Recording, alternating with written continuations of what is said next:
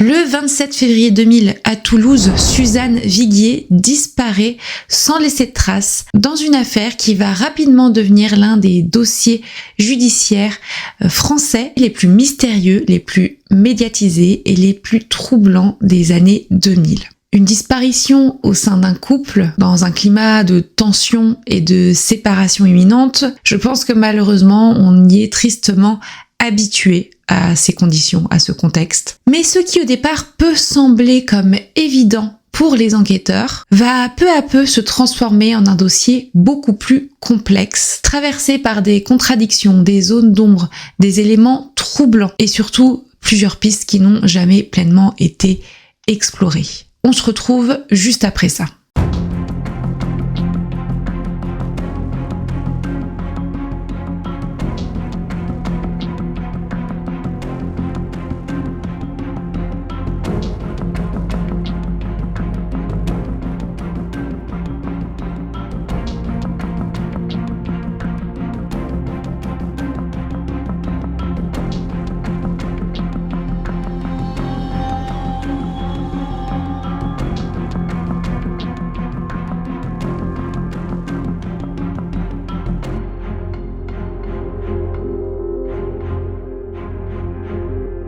Bon, et avant de rentrer dans cette histoire, dans cette vidéo, je voulais vous parler d'une marque. C'est pas la première fois que je vous en parle, mais c'est une marque pour laquelle je suis devenue accro tellement elle est pratique et agréable. Aujourd'hui, on va évidemment parler d'Alara qui sponsorise cette vidéo. Alara, c'est une marque de vêtements qui privilégie le fait que vous vous sentez bien dedans. Ça vous permet de bouger librement dans n'importe lequel de vos vêtements tout en restant stylé. Et depuis que j'ai découvert cette marque, j'en suis devenue totalement accro.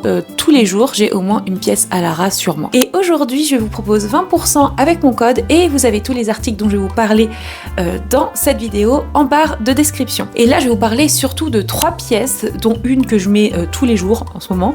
Et je vais vous faire mon retour honnêtement dessus. On va commencer par ce jean baggy assez classique. Alors c'est le jean baggy Alara Flex, mais en fait le tissu il est hyper différent. Alors déjà il est ultra extensible, hyper léger, rien à voir avec un jean rigide. Je peux bouger, je peux m'asseoir, je peux vivre normalement. Et ce jean là je l'ai déjà mis au moins une dizaine de fois. Ce que j'adore c'est qu'il me fait des jambes allongées. Bon j'en ai pas vraiment besoin, je suis déjà très grande, mais affiné, j'ai pas de sensation de compression et la taille haute, ça structure vraiment bien. Ce jean, il est génial. Ensuite, vous avez ce pantalon fluide qui est vraiment top parce qu'en ce moment, c'est le printemps. Bon, aujourd'hui, il fait pas très beau, mais c'est pas grave, c'est pour le printemps, pour l'été. Le tissu, il est respirant, il est effet lin. Je me sens vraiment bien dedans et le séchage est rapide en plus de ça. J'adore porter ce type de pantalon, surtout quand je voyage ou en été, et pour moi c'est parfait. Et enfin une combinaison easy peasy. Alors je vous en avais déjà parlé, le système j'adore. En fait ça ressemble à une combinaison classique, mais il y a un système qui est invisible à l'arrière pour ne pas tout enlever quand vous allez aux toilettes. En fait c'est un design semi-séparé entre le haut et le bas qui est totalement invisible à l'œil nu. Je sais qu'il y en a qui ont été choqués la dernière fois parce que j'ai montré le haut de ma culotte, donc je ne vous ferai pas cet affront aujourd'hui, mais clairement je vais vous mettre un petit schéma pour que vous puissiez voir à quoi ça ressemble. J'ai déjà utilisé, c'est vraiment bien pour aller aux toilettes sans avoir besoin de se mettre totalement à poil. Globalement, quand je reçois des vêtements Alara, j'ai pas que cela, j'en ai plein, je les mets très souvent, ils sont vraiment top. Et mes sœurs et ma mère ont adopté Alara. D'ailleurs, il y a même des vêtements de sport. Ma tenue de sport que vous voyez sur mes stories Insta, c'est une tenue totale Alara. Enfin bref, c'est une découverte. Pour moi, je vous la recommande à 100%. N'hésitez pas à me dire d'ailleurs quel look vous avez préféré, quelle pièce vous avez préféré. N'oubliez pas, avec le code qui s'affiche à l'écran, vous avez moins 20% et vous avez aussi le lien qui est directement en description de cette vidéo et en commentaire épinglé. Et nous, on se retrouve pour la suite de la vidéo.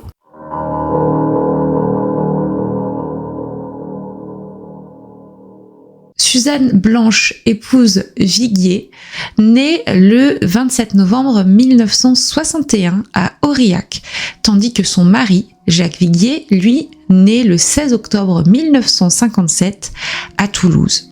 Ils se rencontrent dans un cadre universitaire, puisque Suzanne est d'abord l'élève de Jacques, qui lui deviendra ensuite professeur de droit à l'université Toulousain Capitole. Le couple se marie le 20 août 1988 et ensemble, ils s'installent dans un pavillon toulousain situé au 19 rue des Corbières dans le quartier de l'Ormeau. De leur union naissent 3 enfants, Clémence, née en 89, puis les jumeaux Guillaume et Nicolas, nés en 93 et qui sont âgés en 2000 respectivement de 11 et de 7 ans. Mais avant la naissance des jumeaux, Suzanne met aussi au monde un enfant mort-né en 91, un drame intime qui l'aurait profondément marqué et aurait été à l'origine de mésententes avec son mari à l'époque. Jacques poursuit sa carrière universitaire, tandis que Suzanne, après ses études, devient professeure de danse, règle des chorégraphies. Pas seulement un spectacle, c'est aussi du travail toute l'année. Et parfois, il y en a qui veulent aller plus loin. C'est pas toujours facile. Il faut déjà passer le concours du conservatoire. Et rentre dans le milieu de la nuit en montant des spectacles dans un cabaret transformiste de Toulouse. Et donc, en apparence, la famille Viguier semble avoir une vie stable, presque ordinaire. Mais derrière cette façade, le couple est en réalité profondément abîmé. Suzanne découvre plusieurs infidélités de son mari, d'abord en 95, puis en mai 98. Et cette deuxième révélation semble être celle qu'elle ne parvient plus à pardonner. D'autant plus qu'elle découvre qu'il n'y en a pas que 2. Il a eu beaucoup de relations extra-conjugales, notamment avec certaines de ses étudiantes. Et donc c'est à partir de là que Jacques et Suzanne vont faire chambre à part. Leur vie commune ressemble davantage à celle d'un couple séparé qui continuerait à cohabiter sous le même toit pour les enfants. Jusqu'au point où Suzanne donc dormait dans la chambre d'amis sur un clic-clac. Les tensions sont fortes, les disputes sont nombreuses et les enfants eux-mêmes auraient assisté à plusieurs scènes difficiles entre leurs parents. D'ailleurs, on peut le voir dans certains écrits, je crois que c'était de Clémence, dans son journal intime, elle avait écrit papa plus maman égale un cœur brisé, donc c'est un peu tristoun quand même. Suzanne pourtant ne va pas demander immédiatement de divorcer. Au départ, elle veut, tant bien que mal, conserver une cellule familiale pour les enfants, mais en fait, on se rend compte surtout qu'elle avait peur de perdre la garde de ses enfants si elle divorçait, puisque son mari gagnait beaucoup plus qu'elle, et surtout, elle avait un emploi du temps qui était quand même assez complet, et elle avait peur que ça pèse dans la balance en face d'un juge. Mais pas que ça, parce qu'il y a plusieurs personnes de son entourage qui expliquent qu'elle avait peur de parler de ce divorce à Jacques, elle avait peur de sa réaction. Et lui aurait dit que si elle lui demandait le divorce, il ferait tout pour obtenir la garde des enfants, donc de garder les enfants, et il serait capable de la faire passer pour une folle. Mais en juillet 1998, il y a un nouvel homme qui va rentrer dans sa vie. Et là, on est donc seulement à peu près 2 mois après la deuxième tromperie découverte par Suzanne. Donc c'est un homme qui est arrivé, on va dire, au bon moment dans sa vie pour peut-être lui apporter autre chose que son mari ne lui apportait plus. On va parler ici d'un personnage très important, donc vous allez en entendre parler énormément. Il s'agit d'Olivier Durandais. Olivier Durandais, lui, à ce moment-là, a 31 ans, il travaille comme vendeur de matériaux de construction et il rencontre Suzanne dans le milieu du tarot. Donc selon lui, leur relation devient intime et au fil du temps, Olivier prend une place importante dans la vie de Suzanne, mais aussi dans celle de sa famille. On le voit aussi dans les écrits des enfants, dans le journal intime, que c'est vrai qu'il aimait beaucoup Olivier, que c'était un peu comme un deuxième papa finalement. Et assez fou parce que on l'écrit comme étant presque tous les jours chez les Viguier, il passe énormément de temps avec Suzanne, avec ses enfants, il les emmène tous les 4 en vacances, en week-end, et carrément il a même ses pantoufles chez eux. Donc Jacques avait l'habitude de voir Olivier, mais il en était pas du tout jaloux. Alors ce que j'ai pu voir aussi des interviews des amis de Suzanne, qui d'ailleurs l'appelle Suzy, donc je vais appeler Suzanne certaines fois Suzy avec un S, c'est que Olivier, quand Jacques n'était pas là et que Suzy organisait des soirées chez elle, à leur domicile, il faisait comme s'il était chez lui. Donc il disait aux gens, tu veux quoi à boire, je te cherche à boire, il allait dans le frigo, il servait. Enfin c'était comme si c'était sa deuxième maison. Et c'est vrai que cette omniprésence a fait vraiment penser qu'il voulait un peu prendre la place du mari. Il était content parce que Suzanne était considérée comme une belle femme, donc il avait une belle femme, il prenait la place de quelqu'un qu'il considérait socialement comme mieux que lui. C'est même lui qui le dit plus tard, je vous en parlerai. De son côté, Jacques, lui, ne voyait pas du tout Olivier comme une menace. En tout cas, il n'en était pas du tout jaloux.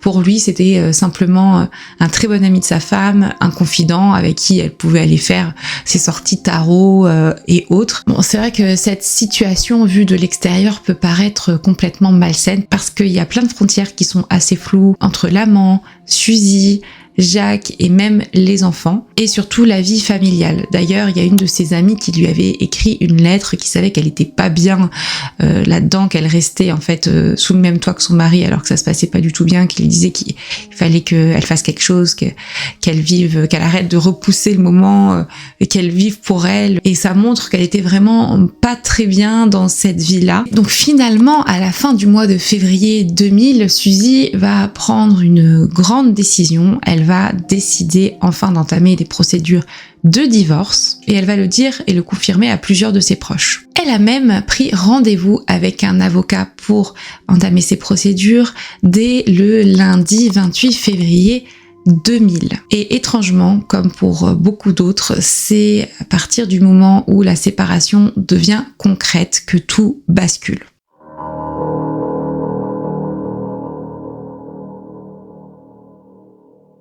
La dernière fois où Suzy a officiellement été vue vivante, c'est durant la nuit du samedi au dimanche 27 février 2000. Et donc on est la veille de ce fameux rendez-vous avec l'avocat pour le divorce. Elle passe la soirée avec Olivier Durandé dans le cadre d'un tournoi de tarot au club de Montauban-Falguière et selon lui, ils rentrent ensemble dans la nuit.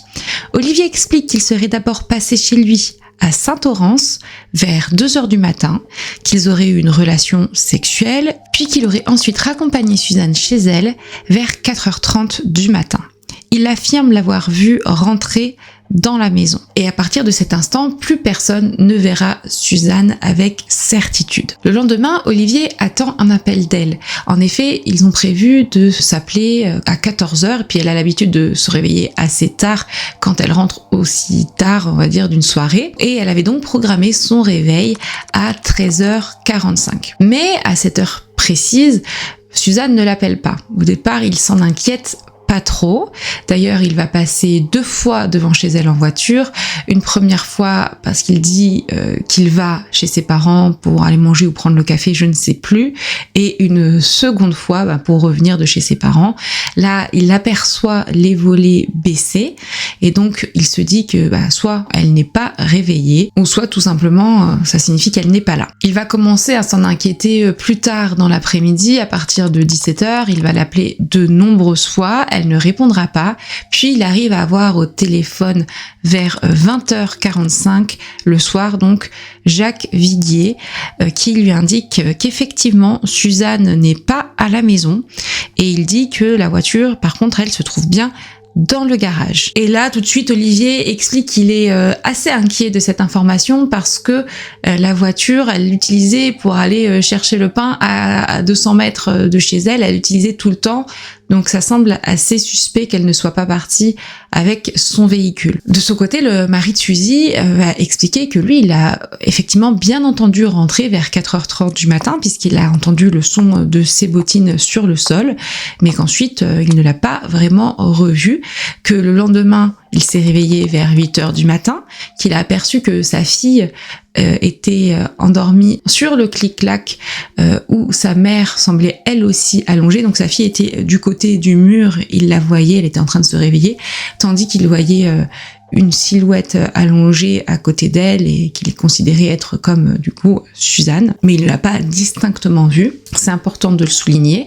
Alors pourquoi est-ce que sa fille allait souvent dormir avec sa mère? Tout simplement parce que, je vous le disais, à la maison, l'ambiance elle n'était pas au top, donc les parents essayaient de se fuir, ils fuyaient la confrontation et ils étaient très peu à la maison. Chacun vaquait un peu à ses occupations. Lui, il était à la chasse, au cinéma, et elle était souvent dans son métier, à la danse, et puis au club de tarot. Et malheureusement, donc, les enfants en pâtissaient un petit peu, ils voyaient plus leurs parents, et elle, c'était un peu une manière de passer plus de temps avec sa mère, donc de dormir avec elle. Donc elle se glissait souvent dans la nuit dans le clic-clac de sa mère pour dormir avec elle. Mais ce jour-là, elle explique, elle non plus, qu'elle ne l'a pas réellement vue. En fait, elle est juste sortie du lit, puis elle allait prendre son petit déjeuner avec ses frères et son père. Pendant toute la matinée, Jacques va expliquer qu'il pense que sa femme dort dans sa chambre, et à 10h du matin, le père de Jacques va venir chercher les enfants. Ils vont passer du temps entre eux pour aller se balader, et Jacques est censé donc rejoindre ses parents et ses enfants ensuite pour aller manger ensemble et passer l'après-midi avec eux. De son côté, Suzy, elle faisait sa vie, donc elle n'était pas du tout prévue dans les plans. Il explique que dès que son père est venu chercher les enfants, lui, il a décidé d'aller faire un footing au niveau du canal du Midi, qu'il est parti donc vers un peu après 10h,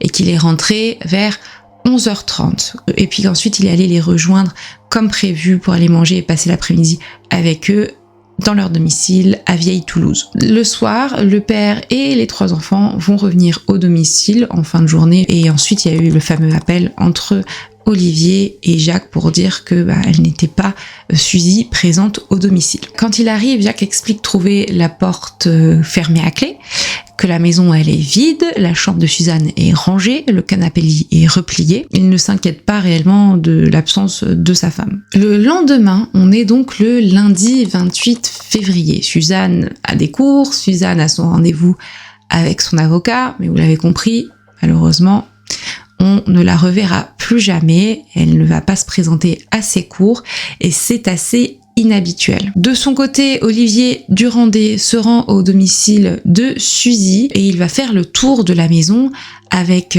Jacques Viguier qui lui permet de faire le tour de la maison. Ils font le tour à 2, puis ils se rendent compte de plusieurs éléments. C'est d'ailleurs Olivier qui va noter la présence dans une des salles de bain de la maison, des affaires de toilette de Suzanne, mais surtout donc de ses lunettes qui sont là dans leur étui. Et pourtant, elle a besoin de ses lunettes parce qu'apparemment Suzanne est vraiment très myope. Il y a aussi son collier pour les lentilles, mais apparemment ces lentilles, elles ne sont pas retrouvées. La robe et les bijoux qu'elle portait pour jouer au tarot sont aussi dans la maison.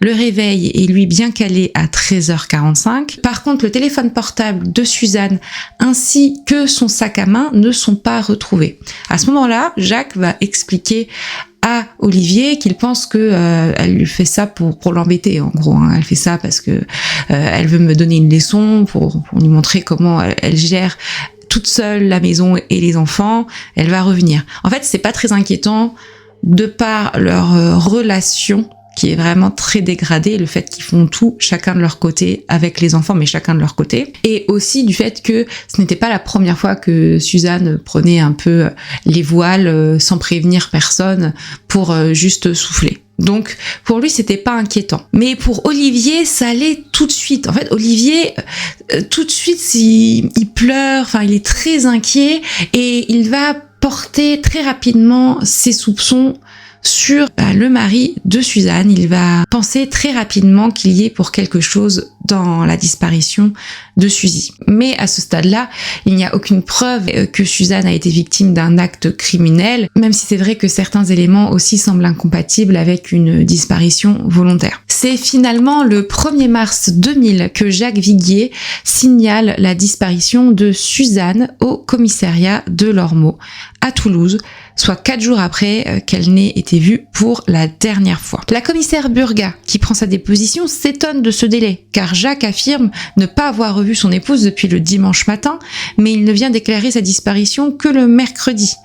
Il semble assez calme, détaché, assez froid. Il explique que Suzanne était assez fragile, qu'elle prenait des médicaments, qu'elle était un peu dépressive et qu'elle aurait pu très bien partir volontairement. Comme je vous le disais, c'était pas la première fois qu'elle partait sans prévenir. Par contre, elle a toujours été très rigoureuse dans ses cours et donc ça, c'était plutôt inquiétant. Et là, 1 heure plus tard, la commissaire Burga voit arriver quelqu'un d'autre, un autre homme, pour déclarer la disparition de la même femme. Il s'agit, vous l'avez compris, d'Olivier Durandé. Donc à 1 heure d'intervalle, tous les deux viennent déclarer le même jour la disparition. Donc 4 jours après de Suzanne. Et lui, par contre, il est complètement différent. Déjà, il parle beaucoup plus. Il va parler pendant 1 heure à la commissaire. Et surtout, il paraît beaucoup plus triste, apeuré, épleuré, comme si c'était vraiment sa femme qui avait disparu. Là, il va expliquer effectivement qu'il est plus qu'un ami proche, que Suzanne est sa maîtresse. Et il va dépeindre un portrait de la disparue complètement différent de celui qui a été dépeint par Jacques. Donc c'est une femme drôle, intelligente, qui aime la vie, qui aime sortir, qui aime passer du temps avec ses amis et qui selon lui n'aurait jamais abandonné ses enfants volontairement. Parce que c'est vrai que toutes ses amies décrivent Suzanne très proche de ses enfants. Toute sa vie c'était ses enfants et elle les aimait énormément. Et puis il va quand même finir par dire qu'il pense que Suzanne a malheureusement été tuée par son mari Jacques. Il a de sérieux doutes sur lui et ça fait écho dans la tête de la commissaire qui va plus tard expliquer que elle aussi, juste après la déposition du mari, elle a eu un doute. Elle est allée voir une collègue en disant: pour moi, il a tué sa femme. Donc c'est vraiment la première impression qu'elle a eue qui a été confortée derrière par cet homme Olivier Durandé qui se présente comme étant l'amant de Suzanne Viguier. Et donc à partir de là, le dossier prend une toute autre dimension. Il va être transmis à la criminelle et les enquêteurs souhaitent entendre les 2 hommes plus longuement. Du côté d'Olivier, il va répondre très rapidement, positivement à la demande des enquêteurs. Lui, il veut collaborer à fond pour retrouver Suzanne, selon ce qu'il explique. Il veut surtout les aider à élucider ce mystère. Et de l'autre côté, on a Jacques qui est parti rejoindre ses enfants au sport d'hiver et qui va dire: écoutez, est-ce qu'on peut pas faire ça au téléphone parce que là je peux pas revenir. Et effectivement, qu'est-ce que ça donne comme image à ce moment-là? Tout simplement qu'on a un homme qui cherche vraiment à retrouver Suzanne et à collaborer avec la police, et de l'autre on a un homme qui est froid, qui est un peu antipathique, on va dire, d'un premier abord, et qui en plus de ça part au ski alors que sa femme a disparu. Donc évidemment que les soupçons vont commencer à s'accentuer contre lui.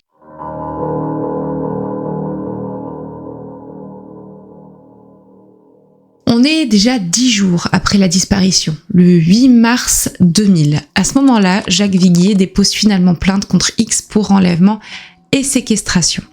Ce même jour, il aurait d'ailleurs dû partir au Vietnam pour un déplacement professionnel. Il avait prévu ce voyage pendant des mois et il était un peu frustré de ne pas pouvoir le réaliser, puisque de toute façon, il devait rester, sa femme est disparue, donc il devait absolument rester pour pouvoir permettre aux enquêteurs de réaliser leur enquête. Et en effet, 2 jours plus tard, soit le 10 mars 2000, Jacques Viguier est convoqué au SRPJ de Toulouse. Les policiers vont lui demander s'ils peuvent se rendre avec lui chez lui pour faire des vérifications et il va accepter. Sur place, les premières constatations sont réalisées par la police scientifique. Ils vont tomber sur des éléments assez intéressants, notamment des petites traces de sang, parfois de seulement quelques millimètres, donc vraiment des micro-traces, qui sont relevées au rez-de-chaussée, sur un pilier, dans les escaliers, sur une marche, dans une salle de bain, sous le robinet de la baignoire et sur une bassine, mais aussi sur un chiffon retrouvé dans le coffre d'une voiture. Le plus important, on va dire, c'est lorsque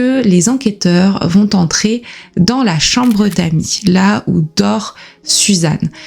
Et ils vont remarquer tout de suite l'absence du matelas, du clic-clac. Et là, lorsqu'ils vont poser la question à Jacques Viguier, où est ce matelas? Où est-ce qu'il est? Parce qu'elle dort ici, mais là, il n'y a plus de matelas. Il va tout de suite s'agiter et là, il va avoir, selon les personnes qui étaient sur place, donc les policiers, une réaction assez étrange et plus que suspecte. C'est-à-dire qu'il va faire des allers-retours, il va sortir de chez lui, il va se mettre dans un coin isolé au fond du jardin, les enquêteurs sont obligés de le suivre et de lui dire s'il vous plaît vous devez rentrer, parce qu'à ce moment-là ils sont obligés de réaliser leur vérification en sa présence, et il va être obligé quand même de donner des explications sur ce matelas. Alors au départ, quand j'ai lu ça, je me suis dit il essaye de gagner du temps pour potentiellement trouver une explication, mais je sais pas. Je sais pas trop pourquoi il aurait réagi de cette manière-là. Il explique que 2 jours avant, le jour où, vous savez, il a porté plainte pour enlèvement et séquestration,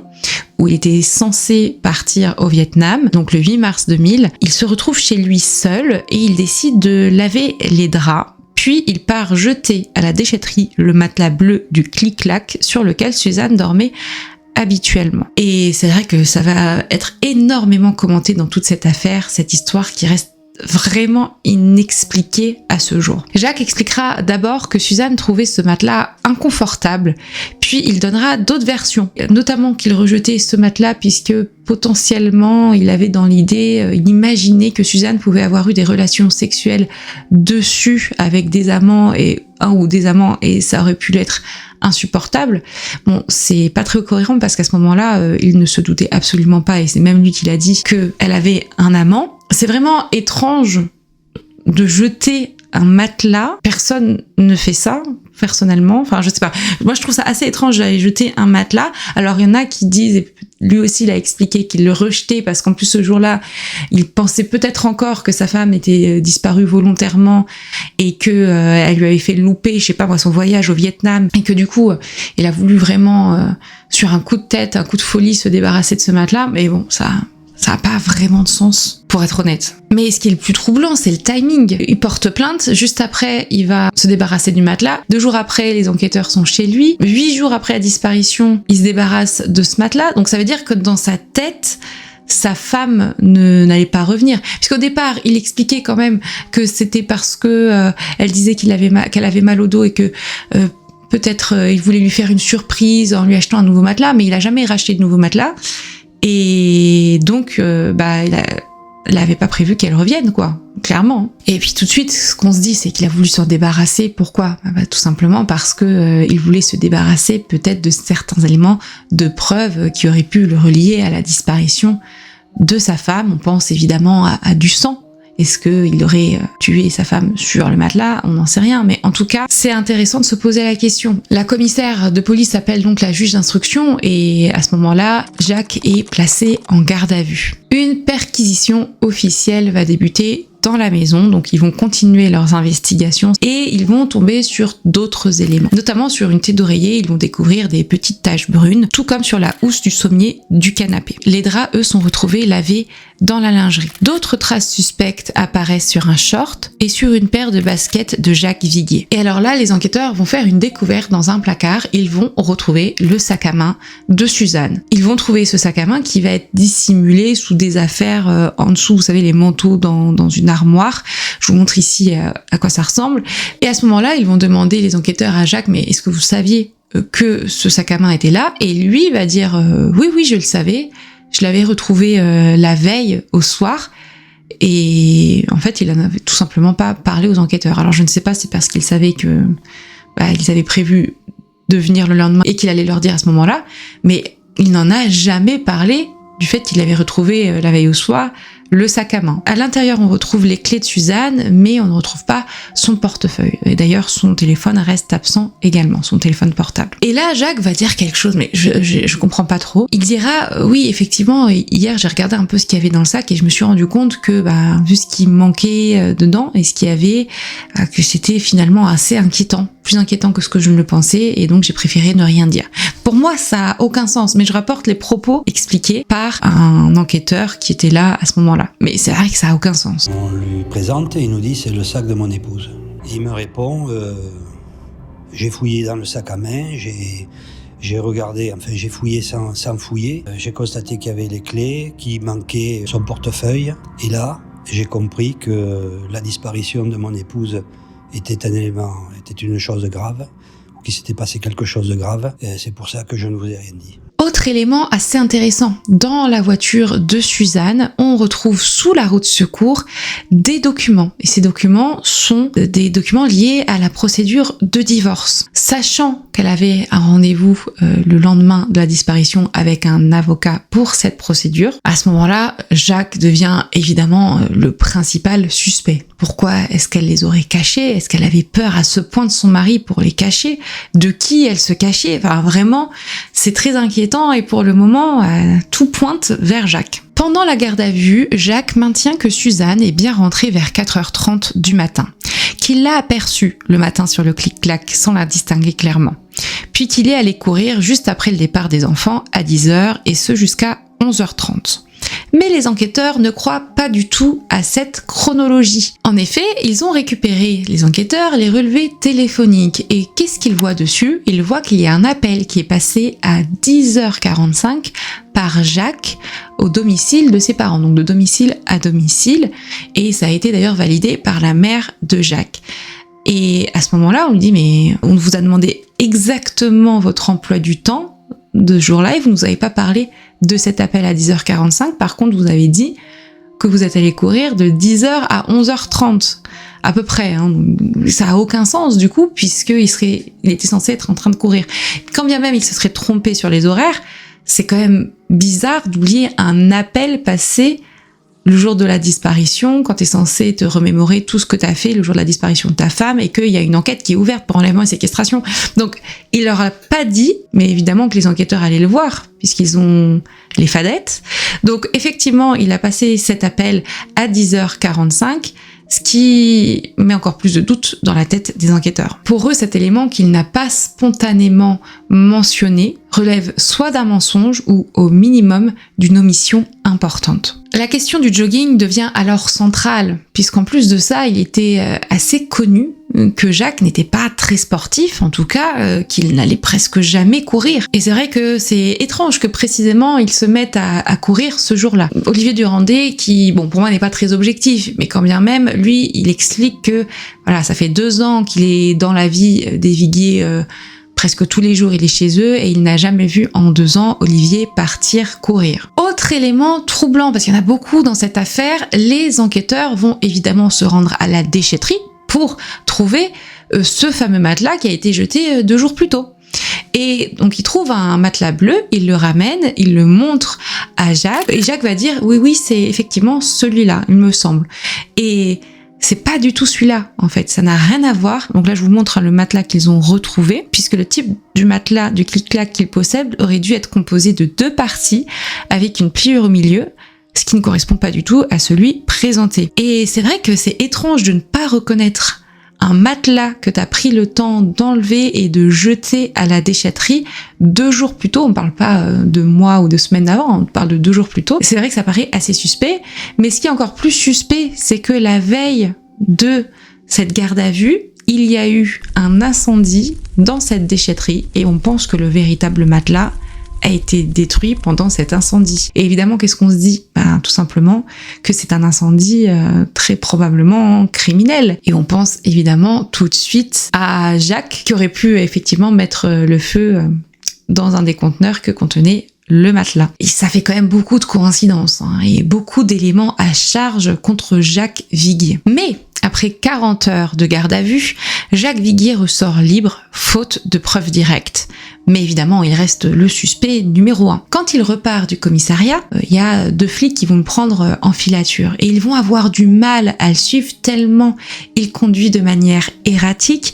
Des fois, il va foncer, il va même semer les policiers. Des fois, il va s'arrêter. Très souvent, il va ouvrir le coffre, le fermer, passer un appel dans une cabine téléphonique. Enfin, c'est complètement lunaire, erratique, et c'est vrai que c'est assez difficile à comprendre. Ensuite, bien évidemment, il sera mis sous écoute, mais pas que lui, tout l'entourage plus ou moins éloigné de Suzanne pour essayer de voir si dans toutes ces heures d'enregistrement qui ont été consignées dans des CD-ROM à l'époque peuvent peut-être contenir une information qui pourrait aider à retrouver où est Suzanne. Malheureusement, il n'y a pas cette information dans ces heures et ces heures d'écoute, mais on reviendra sur certains enregistrements en fin de vidéo. Jacques affirme qu'il n'a découvert la relation d'Olivier et de Suzy, c'est-à-dire plus qu'amicale, que pendant cette garde à vue, donc le 10 mars. Et Olivier d'ailleurs va le confirmer, puisqu'il explique que Jacques ne se serait jamais méfié d'un homme, je le cite, moins beau et moins riche que lui, qui semblait simplement être un homme éconduit de sa femme. On a l'impression qu'il prenait un peu de plaisir de prendre la place, vous voyez, de Jacques chez lui. Toi, t'es meilleur que moi sur plein de points, en gros, mais moi, j'ai réussi à te piquer ta femme. Je pense qu'il y avait vraiment un complexe de la part d'Olivier par rapport à Jacques. Mais Jacques ne semblait pas être plus perturbé que ça de cette information. Mais en même temps, on va pas se mentir, bon, il est un peu mal placé pour parler. C'est clair. De son côté, Jacques va décrire Olivier comme quelqu'un d'avenant, qui faisait des plaisanteries, qui s'interposait entre le couple quand le ton montait entre eux, qui cherchait à être ami avec toute la famille et à qui il aurait même parfois confié ses enfants. Mais le père de Jacques va, lui, dresser un portrait beaucoup plus sévère d'Olivier, qu'il voit comme un profiteur, un parasite, un pique-assiette, allant jusqu'à le qualifier d'écornifleur.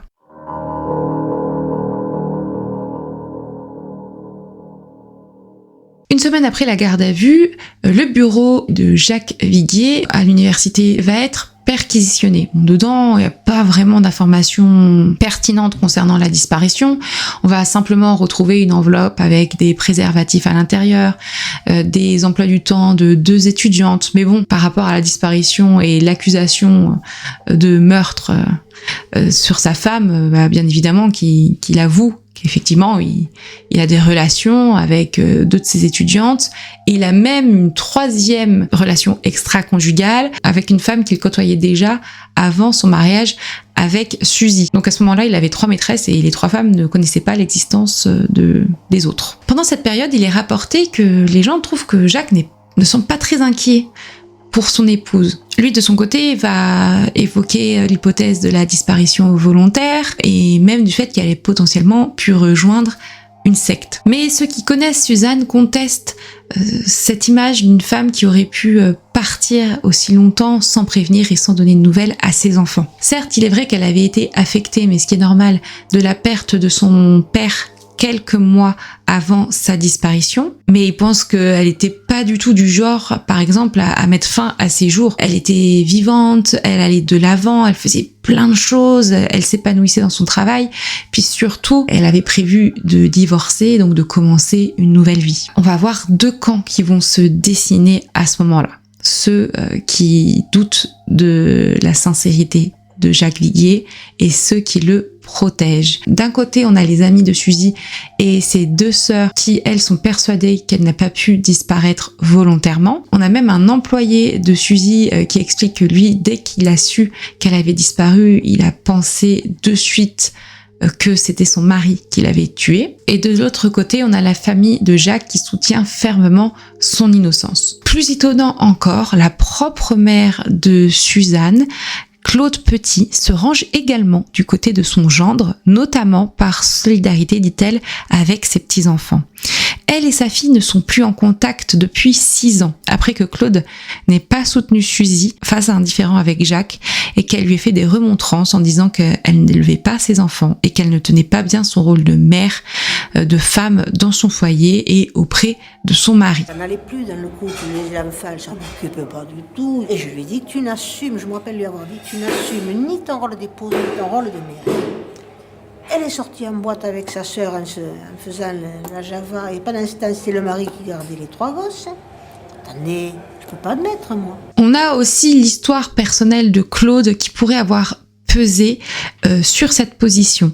Car elle aurait elle-même connu dans son enfance une affaire familiale où son père avait été accusé d'avoir tué sa mère dans un dossier où la question d'un matelas aurait également été évoquée avant qu'il ne soit finalement innocenté. Dans l'émission Faites entrer l'accusé, entre autres, Claude Petit tient des propos très durs à l'égard de sa fille, parlant d'elle comme d'une femme qui voulait être au centre de l'attention, qui aimait qu'on parle d'elle et qui, selon elle, aurait peut-être encore trouvé un moyen de faire parler d'elle en disparaissant. Elle disait en gros que c'était un peu le Calimero, qu'elle avait toujours besoin de se faire plaindre. Elle évoque aussi le milieu du tarot, le fait qu'elle aurait choisi cette activité parce qu'il y a très peu de femmes et donc elle aurait pu être le centre de l'attention des hommes, et suggère que ce besoin de sortir, de vivre, de multiplier les activités aurait pu l'exposer à une mauvaise rencontre. Et je suis plutôt d'accord seulement sur ce dernier point. Il y a un commentaire sous une vidéo YouTube concernant cette affaire qui explique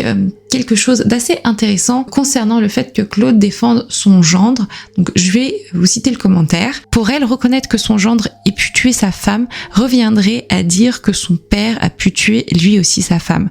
Comme elle a passé sa vie à défendre son père contre l'accusation d'avoir tué sa mère, elle ne supporte pas l'idée et préfère la réfuter radicalement. Mais bon, ce qui est sûr, c'est qu'à travers un autre regard, un regard plus objectif, on peut voir par rapport à cette multiplication d'activités de Suzanne que c'était plutôt le reflet d'une femme qui essayait d'aller de l'avant, de fuir son quotidien devenu pesant et qu'elle tentait d'échapper à un mariage abîmé par les infidélités et les disputes et qu'elle cherchait simplement à retrouver un espace de liberté. Les résultats ADN, vous savez, des micro-taches de sang, sont enfin arrivés. Et c'est assez intéressant. Ces résultats confirment que certaines traces de sang appartiennent à Suzanne. Son ADN est retrouvé sur un pilier en bas de l'escalier, sur une housse de traversin, sur les robinets d'une salle de bain, sur la bassine en plastique, ainsi que sur la basket gauche de Jacques Viguier.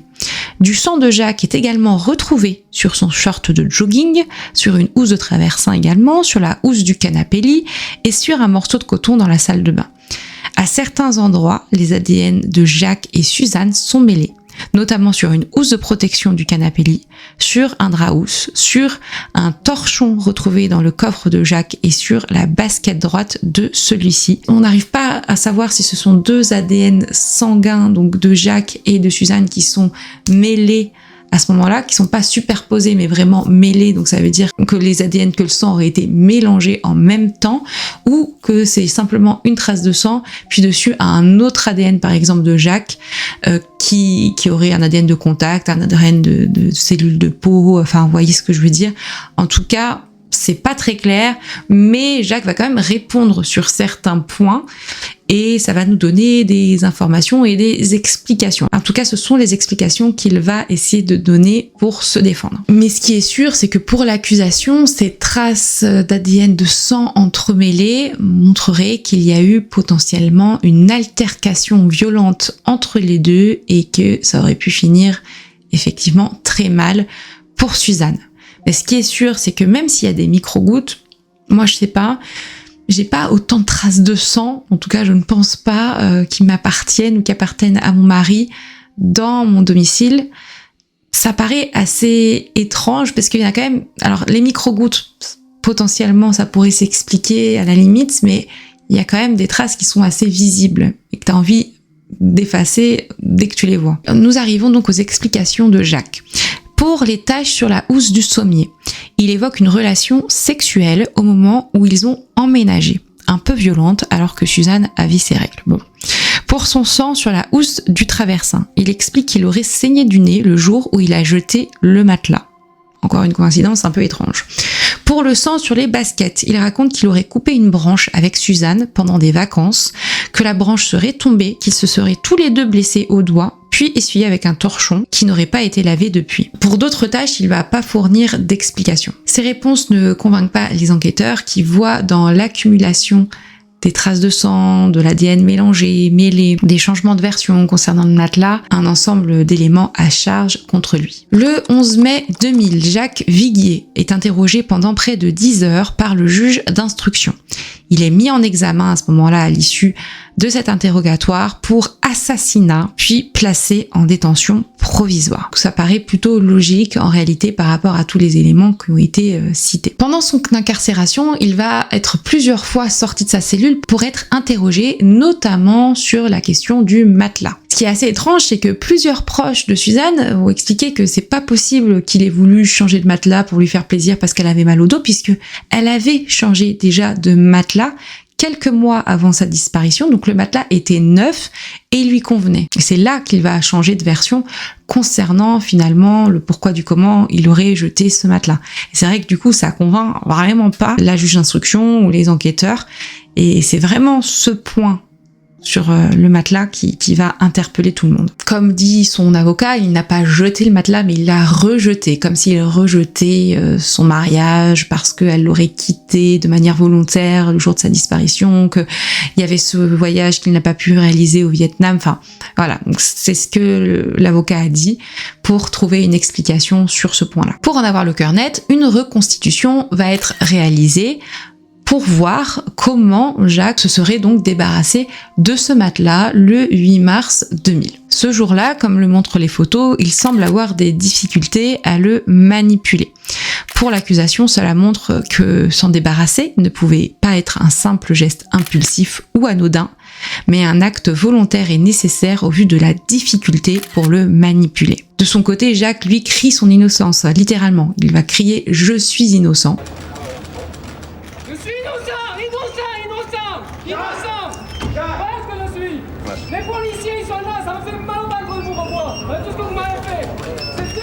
Et il va aussi dénoncer à travers des lettres l'acharnement de la police, des médias contre lui, et que certains enquêteurs cherchent à le faire craquer par tous les moyens, allant jusqu'à mettre la pression sur ses propres parents pour le faire avouer. Par rapport à l'emploi du temps, on le questionne et on se questionne surtout sur l'appel qu'il a passé, vous savez, à 10h45 alors qu'il était censé être en train de courir à ses parents. Pendant cet appel, en fait, il prévenait ses parents qu'il arriverait en retard pour manger.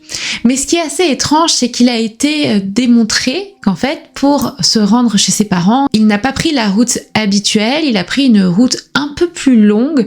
Et quand on lui demande pourquoi, il explique que c'est parce que c'est connu que sur cette route, il y a un lièvre qui a l'habitude de se mettre sur le bord de la route et de regarder les voitures passer. Donc écoutez, c'est son explication. Par rapport au jogging, la question est-ce qu'il l'a réellement fait? Et donc il va y avoir une nouvelle reconstitution de réaliser 10 mois après la disparition, pendant le temps où il est placé en détention provisoire pendant sa mise en examen dans le cadre du meurtre de sa femme. Jacques, pendant cette reconstitution demandée par la juge d'instruction, court 6,5 km en 30 minutes. Sur le parcours qu'il dit avoir l'habitude d'emprunter, qu'il a emprunté ce jour-là. Or, il a toujours dit avoir couru 1 heure, son temps habituel sur ce parcours précis. Pour les policiers qui l'ont accompagné d'ailleurs, pour la petite anecdote, il paraît qu'en fait, ils avaient du mal à suivre tellement Jacques, même s'il était amaigri, courait vite et avait quand même l'air finalement assez sportif, mais il était en face de 2 policiers qui apparemment la veille avaient fait une soirée un peu arrosée. Bon, surtout ça montre que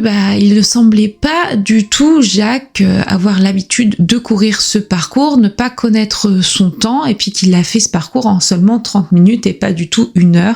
Pour les policiers, il n'a pas l'habitude de courir, ou en tout cas d'être sur ce parcours. D'ailleurs, il disait qu'il courait à ce niveau-là, puisqu'il aimait bien être tranquille seul, alors qu'en fait, surtout un dimanche matin, il y avait quand même beaucoup de monde et que personne ne l'a vu courir ce matin-là. Le 15 février 2001, après 9 mois d'incarcération, il est finalement remis en liberté. Mais dans l'opinion, dans la presse et pour les enquêteurs, il reste largement perçu comme coupable. Selon les enquêteurs, ils pensent que le mari de Suzanne Viguier l'a tué le matin du dimanche 27 février 2000 entre 10h et midi, au moment où il dit être allé faire un jogging, et c'était au moment aussi où il était tout seul chez lui. L'avocat de Jacques dit que ce dernier conteste beaucoup de choses, notamment sur ses réactions par rapport, vous savez, au jour de la découverte de l'absence du matelas quand les policiers étaient chez lui.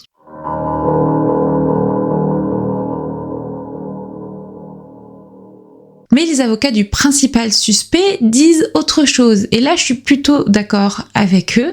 C'est-à-dire que, en fait, il n'y a aucune autre piste qui a réellement été creusée. Ils déplorent que les enquêteurs se soient exclusivement concentrés sur leurs clients, sans explorer sérieusement d'autres hypothèses que je vais vous citer maintenant. La première piste inexplorée, ou en tout cas pas assez creusée, est évidemment celle de l'amant Olivier Durandé. Quand il y a un trio amoureux ou quand il y a un amant et qu'il manque à l'appel une personne, surtout quand c'est la femme qui décide de quitter le mari, il est évident normalement qu'on creuse sur la piste et du mari et de l'amant.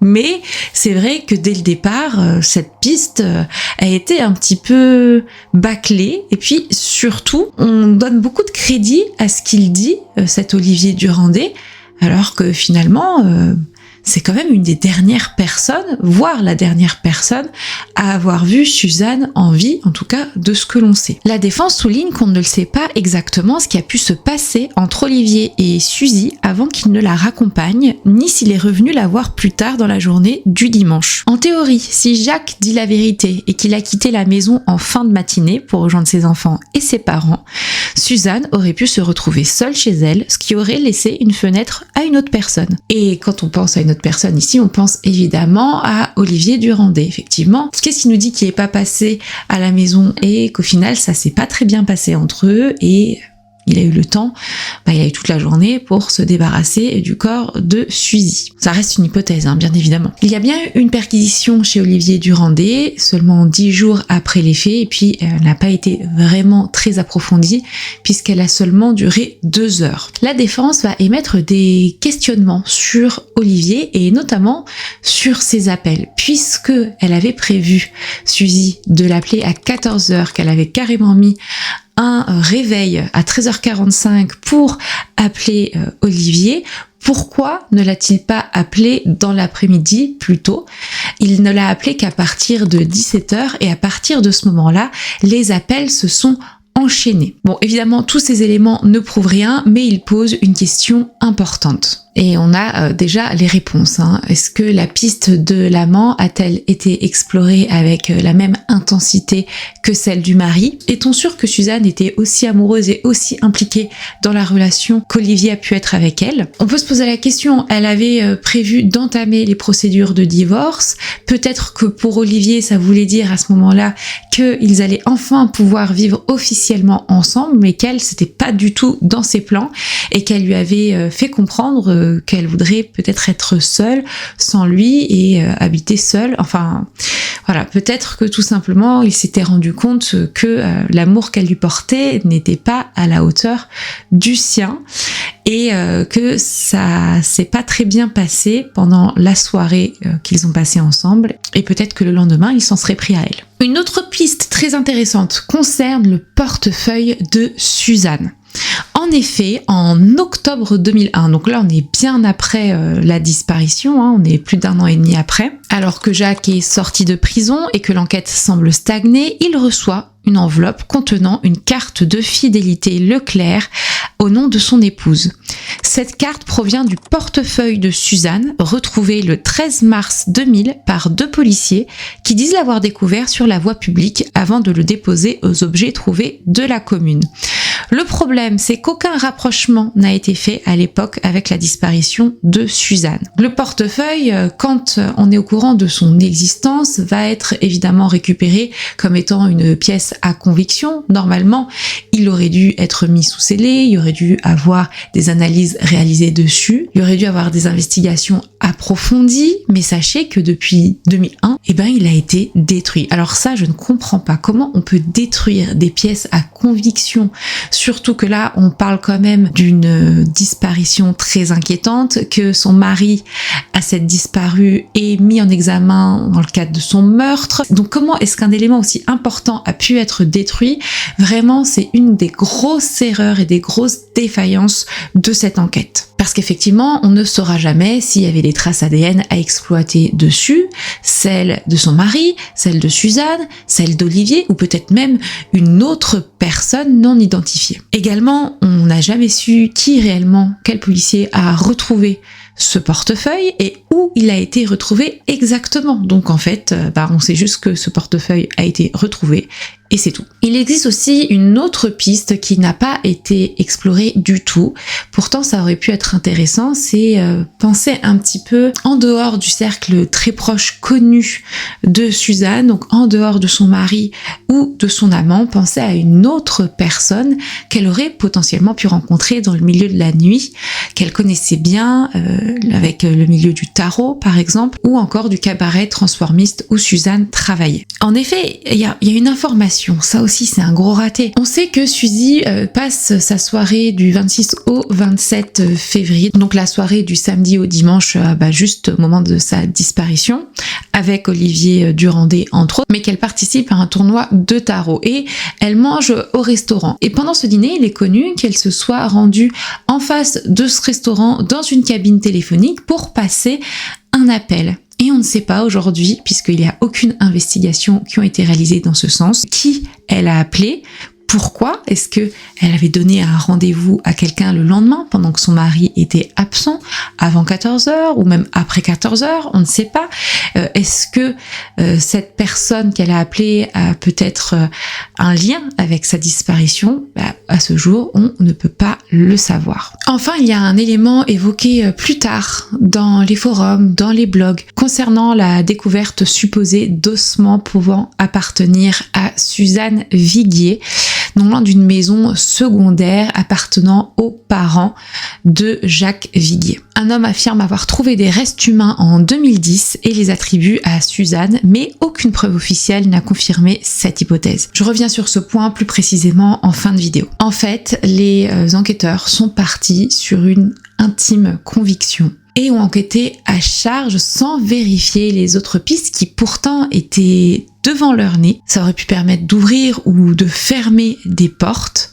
Et ce qui est sûr, c'est que ça va peser très lourd dans la balance lors des procès qui vont arriver une dizaine d'années après la disparition.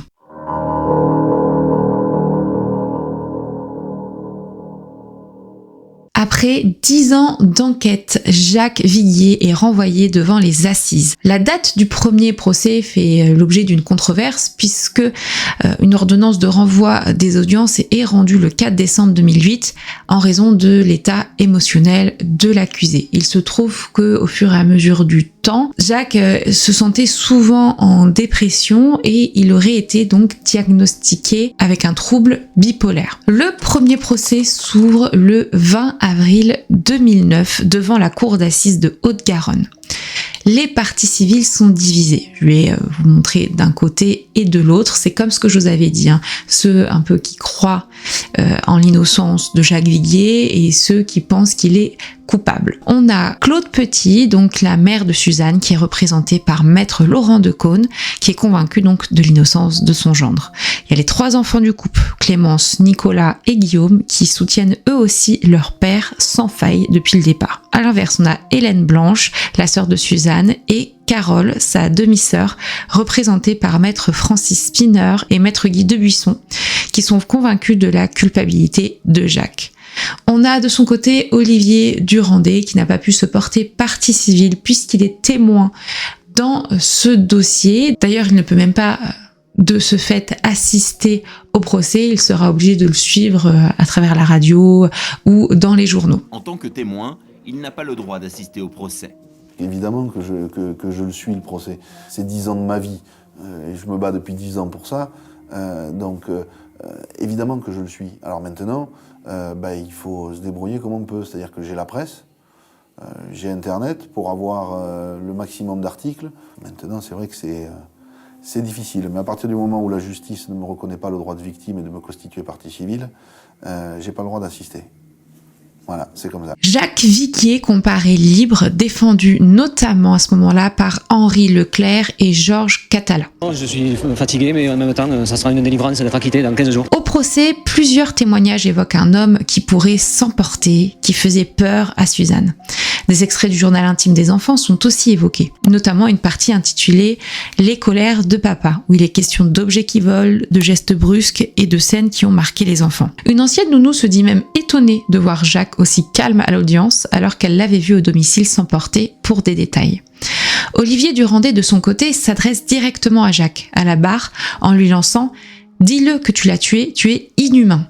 Jacques, de son côté, ne réagit pas. En fait, pendant ce procès, en première instance, il va se défendre très mal. On pensait qu'on aurait quelqu'un en face qui se défendrait avec prestance, qui crierait son innocence, mais c'est tout le contraire. Il reste quand même la plupart du temps muet, ce qui ne va pas du tout aider ses avocats. Les 3 enfants, quand même, vont soutenir leur père à la barre, et ça pèse énormément dans la balance. Notamment Clémence qui va très souvent prendre la parole un petit peu pour ses frères et elle. Elle va expliquer qu'en fait l'enquête a cherché à instruire la culpabilité de son père mais pas la disparition de sa mère, qu'elle n'a jamais été cherchée vivante. C'est vrai qu'il y a eu quand même des recherches sur le terrain, dans les airs, mais c'était toujours pour trouver le corps de Suzanne parce que les enquêteurs sont partis directement du principe qu'elle était morte, qu'elle était décédée, que quelqu'un l'avait tuée. Et elle se dit mais ça se trouve, en fait elle est encore en vie, qu'elle est partie volontairement au départ et qu'il lui est arrivé un malheur derrière. Et à chaque fois elle dit, et ça fait vraiment mal au cœur. Mais imaginez, en fait elle est partie volontairement de la maison, elle aurait pu être victime du tsunami derrière en 2001. Elle pense qu'aujourd'hui sa mère est décédée, mais c'est dur sans preuve d'affirmer pour elle que ce soit une disparition criminelle. Puis on va pas se mentir aussi, je pense que c'est très dur d'imaginer son père faire du mal à sa mère et qu'en plus de ça, pendant 10 ans, ils ont vécu chez leur père et je pense aussi que ça peut aider. L'accusation, elle, peine à établir un scénario unique. Les avocats de l'accusation sont aussi divisés sur le scénario qu'ils imaginent pour la disparition de Suzanne, et donc ça n'aide pas non plus à la compréhension de toute cette histoire. Pour l'avocat général et les policiers, Jacques aurait tué, je vous le disais, Suzanne entre 10h et midi le dimanche 27 février 2000. Mais pour maître Francis Spinner, avocat des sœurs de Suzanne, tout se serait plutôt joué dès le retour de Suzanne, vers 4h30 du matin, dans une dispute nocturne. En plus de ça, on a le fait que Clémence ait dormi dans le lit, dans le clic-clac de sa mère, mais en fait elle ne se souvient pas l'avoir vue. Donc on ne sait même pas si elle s'est couchée. Le mari de Suzy ne sait pas vraiment, il se rappelle plus trop si elle était allongée, s'il l'a vraiment vue. Donc en fait on ne sait même pas si elle est réellement partie se coucher. Il dit quand même l'avoir entendue rentrer à 4h30 le matin, mais personne d'autre l'aurait réellement vue en train de dormir avec sa fille. Même Clémence qui a dormi dans ce même clic-clac ne se souvient pas. Donc c'est vraiment compliqué d'essayer de comprendre ce qui aurait pu arriver à cette pauvre Suzy. Le 30 avril 2009, après 10 jours de débat et une intervention caractérisée comme théâtrale de Robert Saby, commissaire de police chargé de l'enquête, Jacques Viguier est finalement acquitté. Mais le 4 mai 2009, le parquet fait appel. Et donc le procès en appel va s'ouvrir le 2 mars 2010 dans les assises du Tarn à Albi. Et alors c'est un procès qui va connaître de nombreux rebondissements. J'ai regardé d'ailleurs les coulisses un petit peu de ce procès qui a été filmé, qui est disponible sur YouTube, et on voit un petit peu l'engouement des journalistes autour de toutes les nouvelles informations qui sortent au fur et à mesure que le procès avance. Donc c'est quand même assez intéressant parce qu'on pensait potentiellement qu'on allait enfin trouver la vérité. Mais vous allez le voir, aujourd'hui, l'intitulé de ma miniature, c'est « Où est Suzanne ?» Donc vous avez compris qu'on ne l'a toujours pas retrouvée, malheureusement. Là, cette fois-ci, Jacques Viguier est défendu par Jacques Lévy et Éric Dupond-Moretti. Alors, Éric Dupond-Moretti, qui est déjà à l'époque très connu et qui est surnommé Acquittator, car réputé pour le nombre d'acquittements qu'il a obtenus au cours de sa carrière. Je vous le disais, le procès est extrêmement médiatisé, ça attire des journalistes, des avocats, des curieux, mais aussi des personnalités du monde du droit et de la culture. Et le problème reste le même depuis le début finalement, hein. Toujours pas d'aveu, toujours pas de corps, toujours pas de nouveaux éléments par rapport au premier procès, et même l'existence d'un crime n'est pas matériellement établi. Éric Dupond-Moretti résumera l'affaire par une formule devenue célèbre: ce procès est devenu un concours l'épine de l'hypothèse. Lors de ce second procès, Jacques apparaît beaucoup plus combatif, même s'il traverse aussi des moments de mutisme, notamment lorsqu'il est interrogé sur les éléments les plus troublants du dossier, mais aussi par rapport apparemment à sa pathologie, à ses troubles bipolaires. Puis il y a un événement qui va tout faire basculer, un événement majeur qui va arriver, et c'est le témoignage d'une ancienne babysitter des enfants. C'est Séverine Lacoste qui est appelée à la barre. Depuis le début, elle avait expliqué qu'elle s'était rendue seule dans la maison des Viguier 2 jours après la disparition pour y récupérer la gamelle du chien de sa sœur. Elle était rentrée dans la maison avec son jeu de clés. Elle avait aussi affirmé avoir vu dans la baignoire une légère pellicule rose, comme si de l'eau mêlée à du sang avait stagné. Mais face aux questions insistantes d'Éric Dupond-Moretti à son encontre, qui avait entendu dans tous les enregistrements des échanges téléphoniques qu'il a écoutés écouté en entier des éléments qui pourraient qu'elle mentait sur ce jour-là, et bien Séverine va finir par perdre ses moyens et reconnaître que ce jour-là, donc 2 jours après la disparition, elle ne s'était pas rendue seule au domicile des Viguier. Je vous le donne en mille. Elle était accompagnée d'Olivier Durandé. Et elle explique aussi que c'est Olivier qui lui avait demandé de mentir sur ce témoignage. Évidemment, cette révélation est explosive puisque on se demande pourquoi est-ce qu'il avait caché cette information, pourquoi est-ce qu'il s'est introduit alors qu'il n'avait pas le droit au domicile des Viguier, alors que la veille, il était allé faire le tour de la maison avec Jacques, et on se rappelle que c'est quand même le principal accusateur de Jacques Viguier depuis le départ, et dites-vous que cette information est restée inconnue des enquêteurs, de la justice pendant 10 ans. La défense se demande évidemment ce qu'a pu faire Olivier pendant ce laps de temps, quand il s'y est rendu accompagné de la babysitter. Est-ce qu'il a pu toucher quelque chose? Est-ce qu'il aurait pu transformer sans le vouloir peut-être même une scène de crime?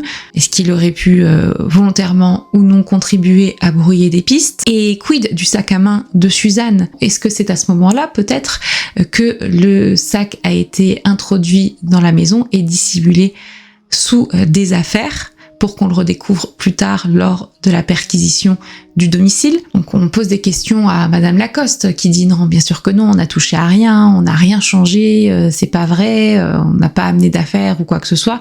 Mais évidemment, le mal est fait et le doute s'est installé dans la tête de tout le monde. Olivier Durandé est donc placé immédiatement en garde à vue, en plein procès, dans le cadre d'une enquête pour subornation de témoins. Séverine Lacoste est également, elle, entendue pour faux témoignage. Lorsqu'il est interrogé à la barre sur ce point, Olivier se défend bien finalement face au ténor du barreau, maître Dupont-Moretti. Il va expliquer que oui, il assume, il y est allé, il ne voulait pas le dire pendant un petit moment parce qu'il n'en voyait pas l'intérêt, et au final il s'est retrouvé enlisé dans ce mensonge et dans cette omission. Mais comme depuis le départ il était persuadé que Jacques avait fait du mal à Suzy, il voulait absolument trouver un élément, un indice qui pourrait l'incriminer. Mais du coup, par rapport à tout ce qui est l'eau qui stagne, l'eau rose, tout ça, et ben plus personne ne va y croire puisque c'est pas un témoignage qui a été dit tout de suite. Déjà, il a été dit quelques mois après la disparition, alors que cette babysitter avait déjà été entendue plusieurs fois. Et donc, avec ces révélations de subornation de témoins de la part d'Olivier Durandé, et ben finalement, ça va un peu tomber aux oubliettes et personne ne va vraiment y croire. Et d'ailleurs, je crois que ça a été un peu avoué à demi-mot que c'était un peu des mensonges, quoi, tout ça. Donc c'est quand même très grave. Et en plus de ça, cerise sur le gâteau, lors des débats, lors de ce second procès, on va mettre en lumière la relation assez privilégiée qu'entretenait Olivier Durandé avec les enquêteurs chargés de retrouver Suzanne, chargée de l'enquête. C'est fou parce que il va être un petit peu omniprésent. En fait, il rentre au commissariat comme dans un moulin, il va tutoyer les enquêteurs, et ça on le sait parce qu'on a il a été mis sous écoute, donc on a les enregistrements. Et c'est fou d'ailleurs puisqu'il y a des phrases assez folles qui sont dites, et pas par n'importe qui, par le responsable de l'enquête à ce moment-là, à Olivier Durandé, alors que je pense qu'il savait qu'ils étaient sous écoute. C'est ça qui est fou. Et effectivement, Olivier Durandé va parler de « est-ce que j'ai le droit de m'introduire au domicile des Viguier ?» Et en face, on va voir la réponse de celui qui est en charge de l'enquête, qui va dire « pas vu, pas pris », entre autres. Donc c'est quand même assez dingue. Et est-ce que c'est dangereux d'y retourner pendant qu'il n'est pas là? Ça s'appelle une violation de domicile. Pas vu, pas pris, mais par la porte de derrière. Parce qu'il était aussi au courant en avance de ce que les enquêteurs allaient faire. Il était vraiment comme s'il faisait partie de l'enquête, alors que comme c'était quand même, je pense, un élément important du dossier, ou en tout cas un témoin important dans ce dossier, il fallait clairement pas lui donner autant de pouvoir, on va dire, dans cette enquête, c'est pas ce qui a été fait. Et donc ça renforce l'idée que cette enquête a été influencée dès le départ. Ça fragilise aussi l'image d'Olivier Durandais. Et on peut donc se dire que ça a participé à une intime conviction trop précoce du fait de la présence un peu trop importante de l'amant autoproclamé dans ce dossier. L'avocat général Marc Gobert requiert à nouveau entre 15 et 20 ans de réclusion sans trop y croire, en reconnaissant qu'il n'a pas d'éléments suffisants pour établir clairement des coups et blessures volontaires ayant entraîné la mort sans intention de la donner. Et le 20 mars 2010, avant que le jury ne se retire, Jacques Viguier prend la parole. Il déclare avoir vécu 10 ans d'horreur et de chemin de croix et supplie les jurés de lui rendre sa dignité d'homme pour ses enfants et pour Suzanne. Après 6h30 de délibération, le verdict tombe. Jacques Viguier est acquitté une seconde fois. Et cet acquittement est définitif. Éric Dupond-Moretti déclare alors, je cite, « Plus personne ne pourra maintenant suggérer sa culpabilité. Ce n'est pas une victoire de la défense, c'est une victoire de la justice. » Plus personne ne pourra sous-entendre, plus personne ne pourra suggérer la culpabilité de Jacques Viguier. Je voudrais simplement vous dire que la cour d'assises du Tarn n'a pas manqué ce soir son rendez-vous avec la justice. Maître Jacques Lévy affirme que les assises du Tarn ont rendu sa dignité à Jacques Viguier. Du côté des parties civiles, maître Laurent Decaune, avocat de la mère de Suzanne, parle d'un grand soulagement. Maître Francis Spinner, avocat des sœurs de Suzanne, déclare de son côté, je cite, « La mort de Suzanne Viguier devient donc un crime inexpliqué. » Le procureur général renonce à se pourvoir en cassation, estimant que la vérité judiciaire a été dite. L'affaire Viguier est alors définitivement classée sur le plan judiciaire. Je trouve juste dommage pour Suzy. Ouais, je suis vraiment triste pour elle ce soir. Je suis triste pour sa famille, je suis triste pour tous ses amis.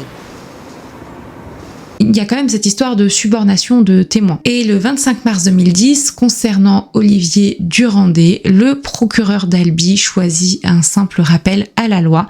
C'est une décision qui va susciter des réactions, notamment parce que, pour certains observateurs, un mensonge aussi important dans un dossier criminel aurait mérité des suites plus lourdes.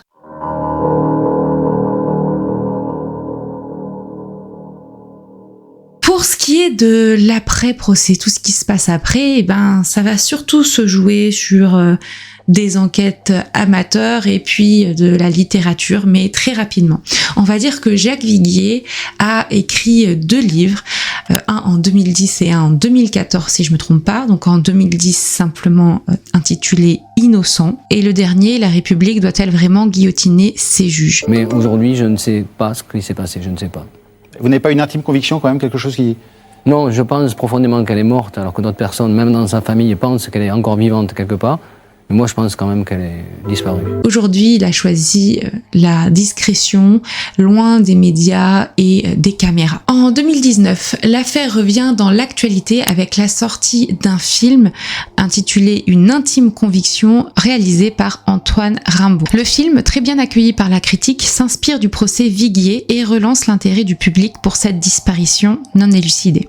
Olivier Durandais tente d'obtenir l'interdiction du film, estimant notamment que certaines écoutes téléphoniques utilisées portent atteinte à son droit à l'oubli, mais il est débouté. Le film introduit aussi un personnage fictif, Nora, joué par Marina Foïs, qui joue une ancienne jurée lors du premier procès Viguier, qui est persuadée de l'innocence de ce dernier et qui s'investit totalement dans sa défense. Ce personnage pose une question plus large, presque dérangeante. Jusqu'où peut-on aller lorsqu'on se passionne pour une affaire judiciaire?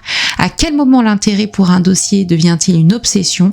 Et comment garder son discernement quand une affaire nous pousse à vouloir trouver nous-mêmes une vérité que la justice n'a pu établir? Et la piste des ossements d'Orgext illustre justement bien mes propos. Et après le procès, il y a des gens qui ont continué à essayer de trouver la vérité, puisque finalement on ne sait toujours pas où est Suzanne, on ne sait toujours pas ce qui lui est arrivé, ses enfants n'ont toujours pas la vérité, donc pour eux, oui, leur père est considéré comme innocent dans cette affaire, mais où est leur mère, vous voyez? Et bien évidemment qu'il va y avoir des personnes qui vont essayer d'enquêter, de savoir ce qui a pu se passer, et des fois, on peut se dire même que certains dépassent des limites. Je vous disais donc, parmi toutes ces hypothèses, j'en ai retenu une qui était assez intéressante par rapport à des ossements retrouvés qui auraient pu appartenir à Suzanne Viguier selon la personne qui a retrouvé ces ossements. Ça se passe autour du village d'Orgex en Ariège, non loin de la maison secondaire qui appartenait aux parents Viguier. Donc selon un homme nommé Joachim Rohu, je crois qu'il est allemand, qui affirme avoir été témoin lors du procès en appel en 2010, puis finalement en fait il n'est pas passé à la barre des témoins puisqu'il y a eu tout ce rebondissement avec la subordination de témoins par Olivier Durandet, aurait retrouvé des ossements le 22 mars 2010 près du chemin de la Coste, au-dessus du village d'Orlu, à environ 1,4 km à vol d'oiseau de la maison secondaire, piste qui corroborait l'hypothèse lancée par un des avocats des sœurs de la disparue, puisque Jacques Viguier avait ses habitudes dans ce coin-là pour chasser, non loin donc de la propriété familiale d'Orgex, et les policiers ont établi que quelques jours après la disparition de sa femme, Jacques y aurait fait un aller-retour dans la nuit. Et on ne sait pas vraiment pourquoi. Je pense que c'est un homme qui a vraiment suivi tous ces échanges, tout ce procès, et qui s'est créé une hypothèse, peut-être vraie ou pas, en tout cas, par rapport à ce lieu, par rapport au fait que Jacques connaissait bien les alentours, et il allait faire des recherches, il serait tombé, alors je ne sais pas réellement comment, sur ces ossements. Il a affirmé donc trouver 2 sacs poubelles dissimulés avec plusieurs fragments osseux qu'il présente comme des restes humains féminins, notamment des côtes, un fragment de vertèbre et d'autres éléments organique. Selon son propre récit, il décrit ces os avec précision. On aurait donc une côte gauche qui correspond à la 11e, on a les 2 12e côtes, gauche et droite, ainsi qu'un fragment de vertèbre qu'il identifie probablement comme une vertèbre thoracique T8, auquel s'ajoute un autre fragment de côte. Il insiste sur le fait que les côtes seraient entières, bien conservées et que leurs caractéristiques morphologiques seraient suffisamment visibles pour permettre une identification fiable, affirmant même qu'une erreur lui paraît impossible dans ces conditions. Il aurait fait part de ces informations, c'est pour ça qu'il aurait dû être entendu apparemment pendant le procès, puis finalement ça ne s'est pas fait. Je crois que c'est un médecin légiste qui aurait conclu que c'était des ossements d'animaux. Mais lui, la manière dont il les décrit font vraiment penser à des ossements humain. Effectivement, il explique il est assez clair, il ment pas là-dessus, il explique que les ossements auraient été d'abord attribués à un animal, en l'occurrence un agneau, avant que cette version ne soit modifiée plus tard pour évoquer un lièvre. Il soutient que ces restes pourraient appartenir à Suzanne Viguier et va jusqu'à évoquer des analyses comparatives, des recherches avec des chiens spécialisés dans la détection des restes humains qui ont été réalisés sur place, qui ont apparemment senti aux endroits où il a retrouvé les sacs, ainsi que la possibilité d'analyse ADN mitochondriale ou d'analyse plus récente sur le collagène. Mais à ce jour, j'ai l'impression qu'on peut rien dire sur ces ossements, on ne sait même pas si ce sont des ossements humains. Et puis j'avoue que donc il a écrit un livre, je ne l'ai pas acheté parce que avec tout ce que j'ai pu lire, je me suis dit que ça valait peut-être pas le coup. Et son livre s'intitule Suzanne a été retrouvée ou quelque chose comme ça, alors que c'est clairement pas le cas et c'est un titre un peu mensonger. Donc bon, vous voyez, on a envie de croire quand on lit tous les échanges, tout ce qu'il explique parce qu'il y croit réellement, mais finalement ça ne donne rien. Et j'imagine bien que s'il y avait eu cette information, ça aurait été un élément nouveau et il y aurait une nouvelle enquête d'ouverte contre X, évidemment, pour meurtre. Mais ça aurait été intéressant, effectivement, de se plonger là-dessus. Et là, je trouve que je suis un peu sceptique sur cette piste-là. D'ailleurs, il est essentiel de le préciser, à ce jour, il n'y a aucun article réellement qui en parle, il n'y a que lui qui en parle ou dans les blogs, et puis il n'y a aucun élément officiel qui permet de montrer qu'il y aurait potentiellement un lien entre ces ossements et Suzanne Viguier. Ça a été évidemment rapporté par cet homme au procureur de la République qui lui va considérer cette découverte comme non probante. En plus de ça, de leur côté, certains enquêteurs ont rappelé que l'affaire Viguier a donné lieu à de nombreux signalements d'ossements au fil des années, dont plusieurs se sont finalement révélés être des restes d'animaux. Ils ont été énormément de fois appelés pour leur dire qu'on avait retrouvé des ossements dans le coin et au final à chaque fois ça ne correspondait pas à Suzanne Viguier. Cette Cette piste donc existe dans le débat public, notamment à travers des forums, le forum du Grélé par exemple que je suis, des blogs et ces fameux ouvrages écrits en allemand d'abord et puis il a été traduit ensuite en français et mis à jour en 2023 par Joachim Rauh, mais c'est une piste qui doit être évidemment abordée avec une extrême prudence. C'est vraiment une hypothèse périphérique et je vous en ai parlé pour vous montrer que c'est quand même une affaire qui continue à hanter les personnes qui veulent savoir ce qu'est devenue Suzanne, mais il ne faut pas aller dans les extrêmes et ne pas affirmer des choses si on n'a pas les preuves tangibles et concrètes pour les avancer. Et cette piste, elle a quand même beaucoup intrigué sur les forums, il y a eu des pages et des pages d'échanges là-dessus, et si elle a autant intrigué, c'est parce qu'elle vient toucher à ce qui manque depuis le premier jour dans ce dossier, un corps, une localisation et surtout qu'un coupable potentiel serait actuellement en liberté, en toute impunité.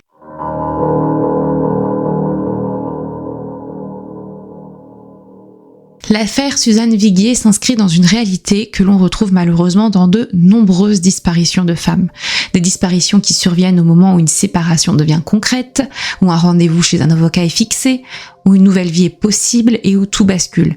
Des affaires dont je vous ai malheureusement bien trop parlé sur cette chaîne. Je pense évidemment à Delphine Jubilard, mais aussi à Maya Milaté, à Laure Zakello ou encore Chantal Mélé, qui présentent des similitudes troublantes où le contexte conjugal devient un élément central des interrogations. D'ailleurs, symbole presque saisissant, le procès en appel de Jacques Viguier s'est tenu dans le même lieu que celui de Cédric Jubilard, reconnu coupable du meurtre de sa femme et condamné à 30 ans de réclusion criminelle en première instance. Le procès en appel d'ailleurs doit s'ouvrir en septembre 2026. Puis par rapport à ça, on a aussi un amant, on a Montauban, là où Suzy a passé sa soirée, et puis dans l'affaire Delphine, il y a l'amant de Montauban carrément. Il y a vraiment beaucoup de similitudes avec elle, mais aussi avec Laure Zakello, je trouve. C'est vraiment des histoires qu'on revoit à chaque fois. Et c'est vrai qu'on voit qu'il y a un schéma assez répétitif. Mais contrairement à d'autres dossiers ici, aucune vérité judiciaire sur les faits eux-mêmes n'a pu être établie. Car dans cette affaire, ce qui a été mis en lumière au fil des audiences, ce sont avant tout les failles de l'enquête. Une enquête largement perçue comme menée à charge contre Jacques Viguier, sans que les autres pistes, disparition volontaire, intervention d'un tiers, rôle éventuel de l'amant, ne soient réellement explorées avec la même rigueur. Et c'est précisément ce déséquilibre qui a pesé lourd dans les décisions de justice. Car face à un dossier incomplet, traversé de zones d'ombre, de manquements et d'incertitudes, le doute a fini par l'emporter et ce doute a bénéficié à l'accusé. Pourtant, petit rappel, certains éléments continuent d'interroger. On a le matelas jeté quelques jours après la disparition, puis vraisemblablement détruit dans un incendie à la déchetterie. Les traces de sang mêlées entre Suzanne et Jacques retrouvées à plusieurs endroits de la maison. Le mensonge ou l'omission concernant l'appel passé à ses parents. Le jogging dont la réalité est contestée. Les changements de version au fil du temps, surtout sur le matelas. Autant d'éléments qui pour certains restent difficilement explicables, mais en face de ça, il y a des zones d'ombre tout aussi troublantes, notamment en ce qui concerne Olivier Durandé et son rôle qui est omniprésent dans la vie de Suzanne au moment des faits, très proche de la famille et dont les déclarations ont largement orienté l'enquête. Un homme décrit comme charismatique, très à l'aise dans la communication, capable d'influencer, on a pu le voir avec la subornation de témoins, de convaincre, donc de manipuler aussi, et qui reconnaîtra lui-même avoir menti sur certains éléments, notamment à travers l'épisode de la babysitter. Un homme qui entretenait des relations étroites avec les enquêteurs, qui donnait son avis sur les pistes et qui, selon certains, avait tout à gagner dans cette situation. Car là où Jacques Viguier avait une carrière stable, plusieurs relations extra-conjugales, une certaine indépendance et peu de signes de jalousie obsessionnelle, Olivier, lui, pouvait apparaître comme plus investi, plus envahissant, plus présent. Et peut-être n'a-t-il pas supporté le rejet de Suzy alors que son divorce allait enfin prendre forme. Et puis il y a plusieurs questions qui restent sans réponse. Pourquoi Suzanne, si elle entretenait une relation depuis plus d'1 an, n'en parlait pas réellement autour d'elle? Pourquoi ce réveil réglé pour appeler son amant à une heure précise? analyse. Pourquoi cet appel passé depuis une cabine téléphonique le soir de sa disparition, dont on ne connaîtra jamais le destinataire, et surtout pourquoi ces pistes n'ont jamais été creusées. En plus de ça, il y a les éléments troublants sur la gestion du dossier en lui-même. Le portefeuille retrouvé puis détruit sans analyse, l'absence d'utilisation du Blue Star qui aurait pu révéler des traces invisibles de sang. Et puis il y a tout ce qui est autour de la mère, ce qu'elle a vécu avec son propre père qui a été accusé. Ça fait vraiment écho à sa fille aussi, c'est dingue puisque son père a été accusé du meurtre de sa mère, elle a défendu bec et ongle son père toute sa vie et au final il se trouve que sa propre fille a disparu et que le principal suspect a été son mari et donc elle a défendu son mari plutôt que sa fille. Enfin c'est quand même fou cette histoire et que ça arrive autant de fois à une même famille. Mais il y a un détail dont je vous avais pas parlé, un détail assez troublant concernant justement ce matelas. En fait, la mère de Jacques aurait dormi sur le canapé concerné quelques jours après la disparition et je crois la veille du jour où le matelas a été jeté. Une nuit, elle a dormi. Donc si ce matelas avait contenu des traces visibles de sang ou s'il y avait vraiment beaucoup de traces, est-ce qu'elle les aurait ignorées? Et puis, est-ce qu'on peut vraiment affirmer finalement qu'elle a bien dormi sur ce matelas? Je ne sais pas réellement. Est-ce qu'elle a voulu aussi protéger un peu son fils? On ne peut pas le savoir, mais c'est vrai que du coup ça pose question. Et puis il y a aussi des phrases, moi, qui m'ont interpellée, qui ont été dites par Olivier Durandé pendant certaines interviews, notamment en disant que les enquêteurs n'allaient pas rouvrir une enquête juste pour lui. C'est vraiment la manière dont il le dit qui résonne un peu étrangement, donc je vais vous laisser avec cette partie d'interview, mais il y en a d'autres aussi. On a l'impression qu'il essaye de se convaincre ou de se justifier. Je ne sais pas trop, mais en tout cas, c'est intéressant de le souligner. Elle n'est pas d'ordre judiciaire, elle est dans la recherche du corps de Suzy pour qu'enfin des gens puissent faire le deuil et poser des fleurs sur sa tombe. Donc voilà, on n'est pas dans le même contexte. Même si je prends des attaques dans la tête, je sais très bien que ça, voilà, dans 2 mois, c'est terminé. Olivier Durandé, on ne le connaît plus, quoi. Il n'y a plus de médias, il n'y a plus rien, voilà, c'est réglé. Mais, et puis, on ne va pas réouvrir une enquête judiciaire pour regarder si c'est moi ou si c'est pas moi. Hein. Avec le temps, on a aussi des protagonistes qui entourent toute cette affaire qui malheureusement disparaissent. On a le père de Jacques qui décède en 2011. On a aussi la mère de Suzanne qui, elle, meurt en 2013. Puis la mère de Jacques en 2017. Les années passent, les témoins s'effacent et la vérité semble s'éloigner. Aujourd'hui, l'affaire Suzanne Viguier est officiellement close, mais elle n'est pas résolue. Car au-delà de cette décision de justice, une question demeure. Que s'est-il passé pour Suzanne ce dimanche 27 février 2000 ? A-t-elle volontairement quitté son domicile avant de disparaître ? A-t-elle fait une mauvaise rencontre ? A-t-elle été victime d'un acte criminel dont les circonstances seront à jamais inconnues ? Dans cette affaire, on peut chacun avoir son intime conviction, mais la justice, elle, a parlé. Elle n'a pas su répondre à cette question. Où est Suzanne Viguier ? Je vous remercie d'avoir suivi cette extrêmement longue vidéo. J'espère qu'elle vous en aura appris sur cette disparition qui est quand même très étrange. Je connaissais pas du tout les détails avant de me plonger dedans et j'avoue que j'ai été happée par les informations. Puis surtout au départ, j'étais réellement en train de me dire mais c'est totalement le mari.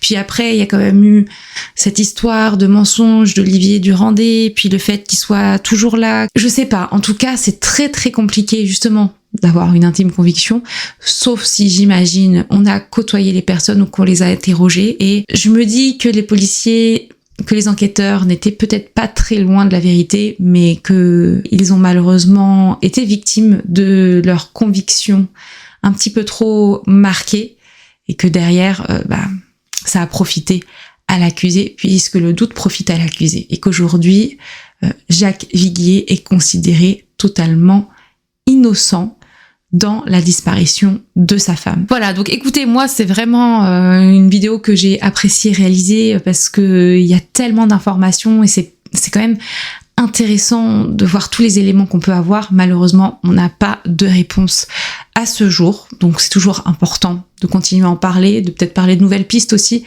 peut-être ça réveillera les mémoires de certains. N'hésitez pas à me suivre sur toutes mes autres chaînes, enfin sur tous mes autres réseaux. J'ai ma chaîne Twitch, j'ai ma chaîne secondaire Les Coulisses de Marine B, j'ai les replays de Twitch aussi qui sont disponibles sur YouTube, j'ai Spotify également où mes vidéos sont disponibles en podcast, donc n'hésitez pas, j'ai toutes les informations dans ma barre de description. Et je remercie d'ailleurs aussi Alara d'avoir sponsorisé cette vidéo.